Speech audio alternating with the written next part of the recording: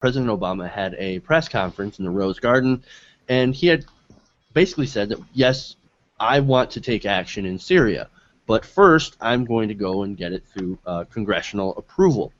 Now, President Obama said that he believes that he has the authority to act without congressional approval, which would be an absolute disaster, but asked lawmakers to weigh in and shoulder the responsibility for the decision, basically saying, I'm not taking this by myself. If I'm going down with Syria, you're coming with me. And so right now the ball is basically in Congress's court. Now he said, quote, the country will be stronger if we take this course. We should have this debate.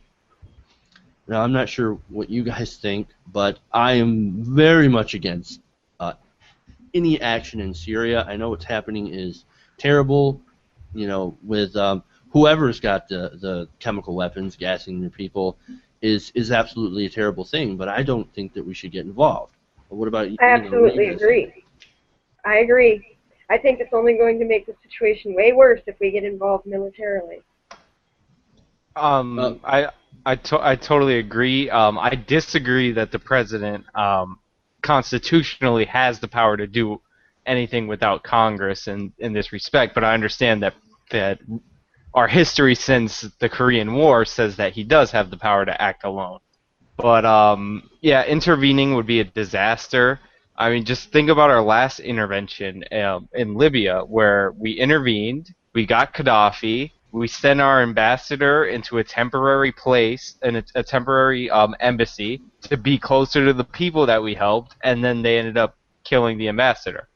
Like, Republicans' firestorm scandal aside, like, that's what happened. Like, this always has a tendency to blow back in our faces. They're our friends for they're friends until they don't need us anymore, and then they become our enemies. So I think it's a disaster to go and help the rebels, no matter how bad Assad is. You know, it's a really difficult question. I don't want to see it happen. I don't know if it needs to happen, though. The one thing I'd like to do is, I mean, there's a lot of moral question here, and that moral question is very ambiguous because there's so many sides to it. But if it is going to happen, which it's looking like it probably will, I'd prefer to see it happen with UN sanctions. I'd like to see Security Council approval on this before it happens. Not going to happen. You know why? And that's fine. And that's fine if it doesn't happen. And that's the way it will be. And I will live with that. I mean, we look at the morality of it. People are saying, you know, oh, he's using chemical weapons on there. But is it more moral to go over there and start killing people from foreign soils? I mean, that's another side to the question. And the fact that, oh boy, he wants to put it to a congressional vote now. He wants he wants Congress to come in on and weigh in on this. And that's fine. A, what happens if Congress doesn't agree? And B, just because the U.S. deems this a proper act, I don't see that it gives any cause for the U.S. to be above the law and just say, screw you, UN, although we know they do. I mean, this would not be a surprise. But I seem to remember a president doing that before. Exactly, and that's what I mean. So it wouldn't be a surprise, but it's something like that has to stop. And this is where the America as a nation becomes to get that slap about, you know, world police, and world police is resented by a lot of people. Let's not also forget all these things that John Kerry was saying. You know, we know this and we know that and we have this information, but we still have not seen any proof. They're talking about what they know, but they're not telling us how they know this stuff or what the sources for this knowledge are. The UN inspectors have not completed their appraisals of the situation yet. So in fact, they have actually pulled out. Well, they've left. They've left, and now they're convening to come up with their final analysis. They're analyzing their data, and they're going to come out with a statement, but they haven't done it yet. But yet, John Kerry knows what's going on, and similarly, the U.S. government knows the facts. How come they know the facts and the UN doesn't? And if this is the case, why aren't they showing the UN these same facts and going, well, here you go. This is the information, and this is credible. I mean, again, and another thing, let's not forget, this is all coming from a man who won the Nobel Peace Prize. I mean, I've had issues with that for a long time. I've said that the Nobel Society should recall his Peace Prize, but that's a whole different issue. I don't understand how he managed to warrant a Nobel Peace Prize. I mean, I voted for him and all that, but mostly because of lack of better choices. But I didn't see at the time, even when I had more hopes and you know, an idealistic view of the man, why he got a Nobel Peace Prize. Well, here, and sorry, just to sort of complete my other thought there, too, something I wanted to add in there, too. I mean, we've got John Kerry standing up there telling us the State Department has all this information, and they know all these things, but tell me that right now, even as, I mean, we're progressives and liberals here, for the most part, do you believe what they're saying right now? I mean, are we supposed to just take their word for it? That they know what's going on? I'm sorry, I mean, I don't trust my government all that much, and I trust the American government even less to be forthcoming with what they actually know. Here are my thoughts. This is Iraq 2.0. You see the media drumming up war, just like we did in Iraq. You see spotty intelligence, at best, being presented, you know, being presented by, like you said, John Kerry, and being presented to the Congress, or going to be presented to Congress, and it just seems like it's another repeat. We've seen this movie before. Well, it's not going to turn out well. Obama's in a very tough spot too, because let's not forget what is it, like a year? Line. He painted himself in the corner with all those red lines. Yeah, he drew that line, and now what is he going to do? Is he going to back down from that, or is he going to push forward with it? But the problem is the international community isn't with it. Actually, we just heard news in Canada, and it's not widely covered yet. Well, I shouldn't say. There hasn't been a lot of reactionary coverage to this yet. But now Prime Minister Stephen Harper is saying he's reluctantly been swayed to agree with intervention in Syria. It'll be interesting. It'll be interesting what the Canadian people have to react on this, and I mean, the British Parliament voted no, I think, and I know I think voted no. They're like, it was a very narrow vote because Cameron thought he could get the votes and he couldn't. The British people don't want wars as much as the American people don't want war. But I think that in a few minutes. I think the French are with the U.S. government, and like I haven't seen much on like the coalition yet. But like about the red line, it's not about the red line. I don't put a lot of stock into the United Nations. I see the United Nations as more of a usurper of power. I mean, the United Nations authorized the Korean War, which they had no authority to authorize the Korean War. The Congress had nothing to do with that war. So I have big problems with the UN anyway. But we got to remember, the president said he would consult with Congress, but he didn't say that he would only go depending on their vote.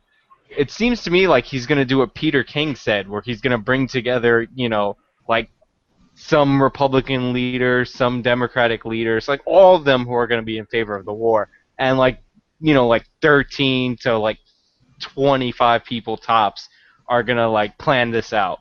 It's not going to be a two-thirds vote for by the Congress. It's not going to be a declaration. I've got some information on some of those people who are actually signing on and saying, yes, let's go to war, let's go. Let me guess, John McCain. Syria.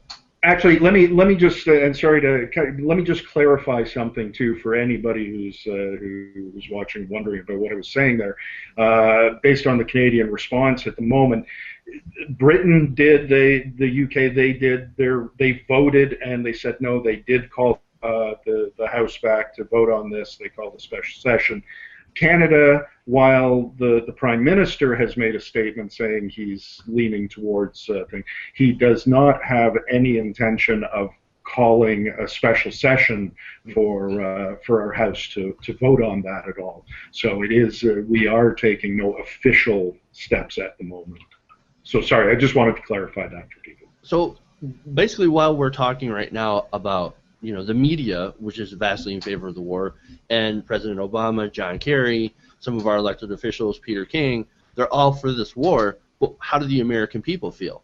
Well, the American people are massively against this war. 91% of people polled said no. Only 9% of people want to go. And there was also a poll up on TYTnetwork.com that said, do you think the United States should intervene in Syria? 74% of people said no, 13% of people said yes, and another 13% said, I don't know. That's probably because I think they're unclear about who has the chemical weapons, who used the chemical weapons. And well, I was one of those. I was one of those I don't knows, and a lot of it is for that reason. I mean, let's remember again in this situation that, again, going back to Obama drawing the red line, that was beautiful. And once that red line was drawn, don't get me wrong, I'm not going Alex Jones on anybody here, but who was it who started pushing the line with the U.S. after that line was drawn? And it was Israel and Saudi Arabia who were starting to say, oh, he's using chemicals, he's using chemicals, he's using chemicals. It wasn't the Americans who went in and said, oh, look, he's using chemicals. They were being pushed by the Israelis and the Saudis to take some action once they drew that line. So that's another interesting twist to this whole thing. And like I said, I'm not trying to Alex Jones on it, but it is fact. Kind of coincidental that once everybody was like the outrage that the NSA spying was building up, all of a sudden chemical weapons. You know what I mean? There's a research firm that called IHS that actually did a study on this, and they said that only a sustained military action has any hope of toppling the regime. Anything short of an all-out war would be a largely symbolic, punitive measure, according to the researchers. So, I mean, in order to do anything meaningful to the Assad regime, we would have to go in there just like Iraq style, and the American people are not having it. But I wanted to talk about, I wanted to mention just some of these people who are hawking for this war. Bill Kristol, Dan Senor, Robert Kagan, they all sent a letter to President Obama saying, quote, at a minimum, the United States, along with willing allies and partners, should use standoff weapons and air power to target the Syrian dictatorship's military units that were involved in the recent large-scale use of chemical weapons. And you should get some of the signatures that signed on to this letter.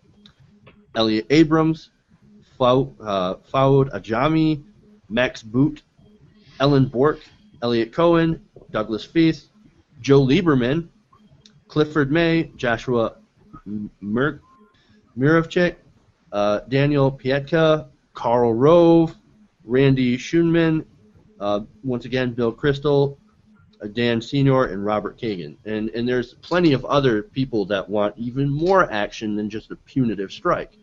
They want John McCain. They want to go right in. And that's going to be an absolute disaster if we do it. I mean, you just read me a list of people that I don't agree with ever, so it's with good reason. They're neocons. Exactly. I'm not in favor of this. It's gonna be a disaster.